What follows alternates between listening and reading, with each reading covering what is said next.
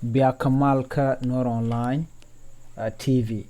Kejan gwasame bia rach bia jaling kamandana tore wish ka Gambela.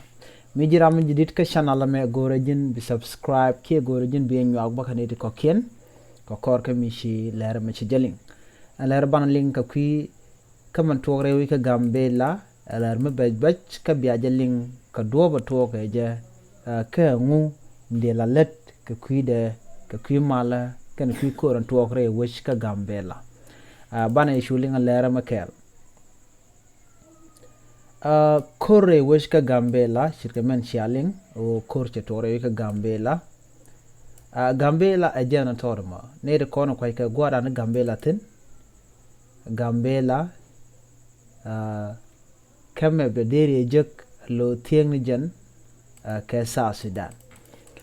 kanas te cha nakre wish ka wan toa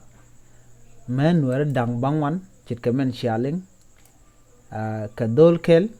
nyodio newel ti yiken chike tesnien ka wantoa lo ka newel ti yiken tesnieno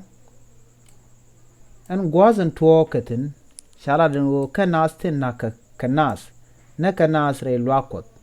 chikamen shaling na kanas re lwakot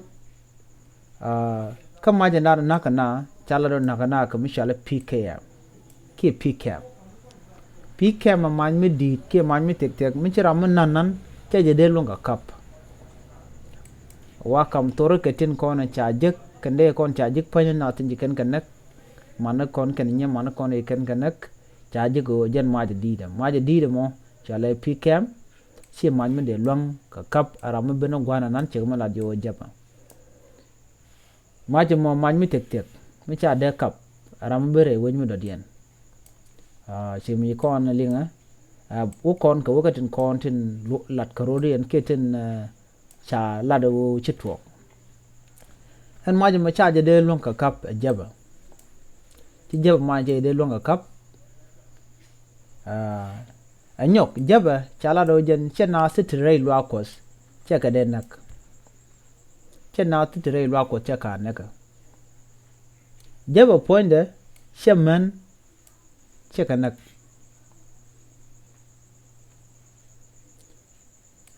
enimi naka shek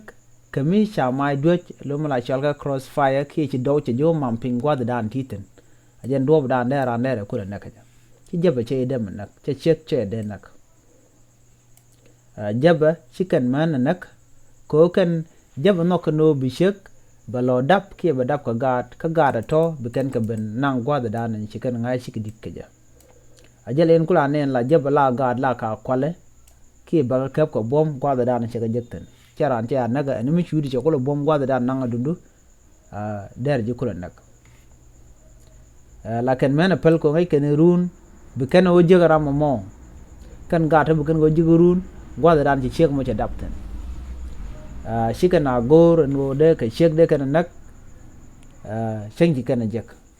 mana dien jaba jala gor no hok okana gad ka kenen kona la jaba kakan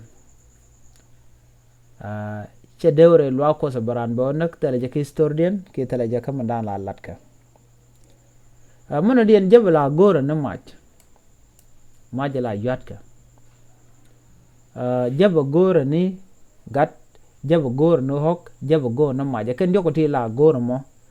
jaba che chek che de nak che kaman chalat re wech kamatar ki wantwa ci jab ramatel duor mumut mi jel ka je ci je de guer te ram de kan guer no mo kel mi bianga je ne kon la nuara wo kon ko shala do kana tin na ka nuare de ka je te ga dan bar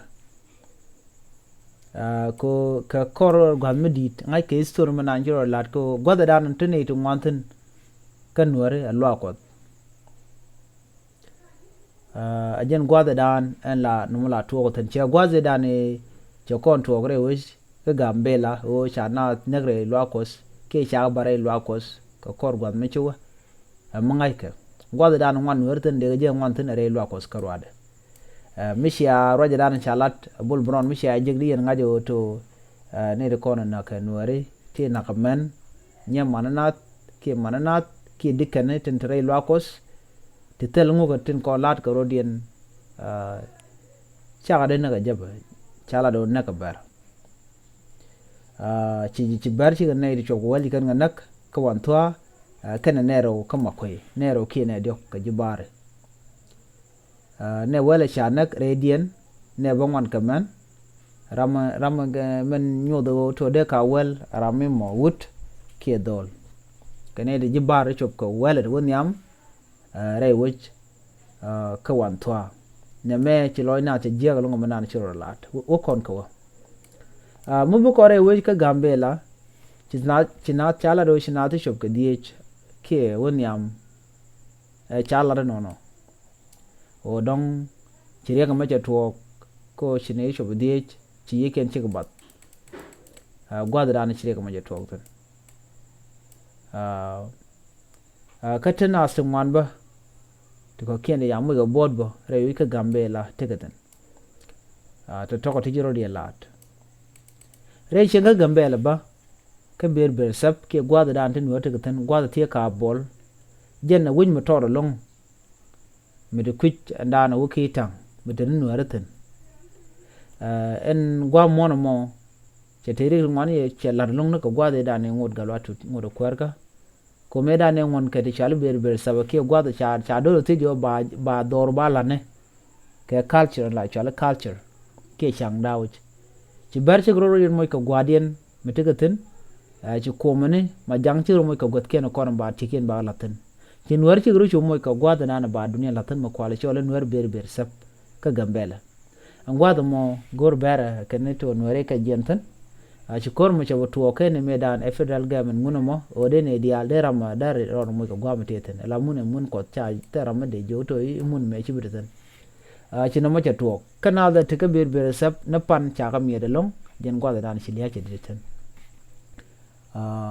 ci ber sap cha jamak ci kor mo ja to tan wine tiang kana pan ko runwang chu men runwang wala ci kor mo ca to rewi ka gambela ka ber sap cha ne de tan cha ka mi de long reng medit ka Newland ka jab ngoda ba rewi ka gambela chala do ci nuare bo cha ka mi batan gwas ma cha na batan ka cha na nakten mo ku kon le la do te ka ne chop di ci cho te ka ne ko ke ne cha ngat rewi ka gambela ci lera mo ja to ko nono ci ri ga ti ci goro la rewi ka gambela ka ku ko da ci ordo lat ka nuare te ramme ci kana mak te ramme ci kana mak gwada dan teten ci ga man dan ngai kona te ramme cha mak kan nuare kona te ber sap kan ga jen kan nuare kona te ga jab kan ga jen bu ber bu kana ma gwada dan teten mak ne ka nuare gang kan te dien ci ga man chalat wala bana mak ne ka ne de tel mak ka tel mon moda te ka chala do re ngoni Ethiopia tiran ka long ko dere tek de dere jagang ran dere tek dere gang ka menagya tiran ci de te lora bang ki bre toy ka ba yir ba e badaran wa der ne kwier der tek dere gang ci man cha gore ngone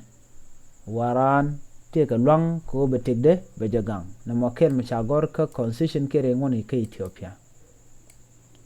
men da dien are ka togre we ka gambela amit tin run chi me jidit te tin cha re ga motetin mi cha longa kap chonga je goro ten medit ka kuma gambela kana kuma Ethiopia o ngumla dur ki dur daro ko ngula nyini kana re we ka gambela atela do da dien melele nyen ka chit ka mala nu la ga na ka re chang motot ba nuer ba jo nak chang ram mi chititin kene de ko ni donga nero ba do nuer ka leo ba jo matin o to chi gre mai kan lat kel kana ma chi to ke je wona me cha do badanan men non kur cha je nyot ke cha je lat pin do ba jak kur ko be we ke badatin ano bana jien bana o ka do mi chiro do lot ke do mi jak ngais kone la te ka mal misha no rewe ka Gambia ki rewe ki Ethiopia kajan gwasame gwade dan tini te dor kane te dawch anta mishi mal misha bana chanu Dr. Abi mana Ramadan la kur Ethiopia chela do ne dial dor ka dawch ne dial ten dor shi ka banda ka Gambia la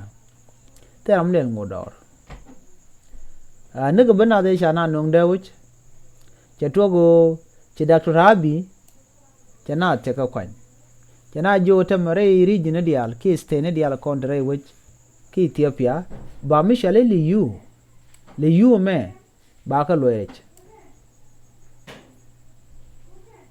loerech alaw cha goro no bi beteke de mishale le yu me beteten rewe ki Ethiopia kelo che Gambela che deje che shu lo che me ke dial yo chu kan cha ka lo jok cha kam kum Ethiopia che kum Ethiopia che me cha kan yana jo yana bia mek en le yu mo ba ne kun ram no go we ka federal bailat ka federal ram no go jen bo ko police bailat ka police che chu te ne cha na chu da ko no en kuma ber ndan ko la de ni ken jen kan no go ken to ba me ken ba kan ci kero barga ka kan federal government kan la jen bane to bo ko gor ko da dan ci ma ci kan na tan cha pelle ka ci ro barka ma chikan me ken chikan logo bagan nang ne kon cha me ken nang kanure en me mo joj mangai ke me no kuma Gambela ngaje je me kuma Ethiopia angu kanat angu chi kuma ka ba ko bom ba ga loch re wo ba kam kuma ko chi kuma che odor che to angu me de kan kwi kelo me ken de nang de ne ko ken de ga fal en me cha kel midin me dong no ngode ko der tan cha kan me ken ga lojok ename mtuogo tema je tuogo kana te ko de kan me ken kan ga lojok kana tan ko na kanure kana ta ko na kanure rewich ka wantoa kana makoi kana ta ko na tuogo kur rewich ka pul dang chume na Gambela gwasame ko gor kano tele mal mo bala goro bidten ba winat ba jabat katin ko ching ko lat karodien chukume charo chulel no kume babi de tele mulat kenan duno na mejen tarka manana to ngwana kajem man do diena chala do en kuma ber teken ke dendi chiken ke ngech ande jama chaja ngech me gang na ber chi rudien ngi ke de den bene ken be gang ngai ken wono to te ke den me gang ken ne ken gaja en kor shalinga pool dang adom ni jen adom chara la ko to ba nuare ba kanek ko la jo nuare to e kana ti chim la kan mona la kan ka mach ke telemun me sha ma januare lat kan bo nuare la kan gad berba la kan ka kwal ke tele nuare me chi garan manang namo kel me lat ke media na ber ke media na ko lat ko rodien me mo to chi ke chung chi kan mal chi kan de nongre we ka Gambela en mandana kula tuore we ka Gambela an wala me cha dol la ken cha dol dit ken ka cha dol ne dial ko nen takalwang ko nuari akanaka atel mo gwa mo gor ko to bukene jek na me akel mi cha plan ne de kon kula la shur kane de kon tin la kwar nuare ko shikanen ko ngum le rode ngum la ri ka tok nurun geje shikan goro to bukan ko rana le rode we ka Gambela bukana kap chon ka lode anyo kan nuare dial ko na terar wi monda di enten ko let ko Gambela angu mi chikan cher ko kwi te ko nan tere ga Gambela kan nuare ko de tin choye chu ke je ni run le run dial ka tera ma dier ka tek dian teti ka de lat ke de lat nuare ko angu balel deje kap chong di are ga me de nuare de rar kan den te dago de kan dol tan chika di nuare kan kwar ken men tin jene kan nuare wete shikamat ke shikan mat mote shikan mat gor kam ken ke o de kan let ken abran jel ka ro da re kuma ka man nywaka ka jur briek de jigna tin te pindian ashimwane ideal regre bi jigna tan kon tilan weren kon entelmu tentere iwech ni jen kene la shal ke civilian akan briek mbi je ko ba tuog ne alaka ne kon bawo nak ne tiene kon tel mer ngai rana changa benefit tel muje gore kuma ka ajin yedu ajen bo jeno na ana mo akel mugoro de jagu jagwa nuar mudier ke ting nuar kon re ga gambela dere luk dere ka luga ne kon roi ka nuare re ga gambela ngum la liu ka nuar ne chiang run ka chamana ne ten chaje je kere ga tiye kere ga kon ro den la en mu joka me ke je rona me beje ador mu gor gwej mu ba guje go abanga jo to nuare wonane ngum la kwere roch bana liu ka roje mo ka kan nuare ngum shi kan cher ka je ngum sha do banana bare lalle bare alaka da ka ne je wi de da de ram chong de nu de bade ga chong go dan tegeten de nu de ga chong go dan tegeten ngum sha na ma cha je let ko to bu kor baro da kap chong ke te ram bil dier ke te ga dan le ro da ka dur kon dur dial to ram ka dor te ne dial ga chi ma ne ken roi ram doren ngum sha let ngum de na chu ke je liu na na run ka te le solution ke duom gor go to baro jam baje lalet ke je go ne me gore nyur kane dial kon la dieni ka diaspora kane kon te chang ne kon la intellectual chit ke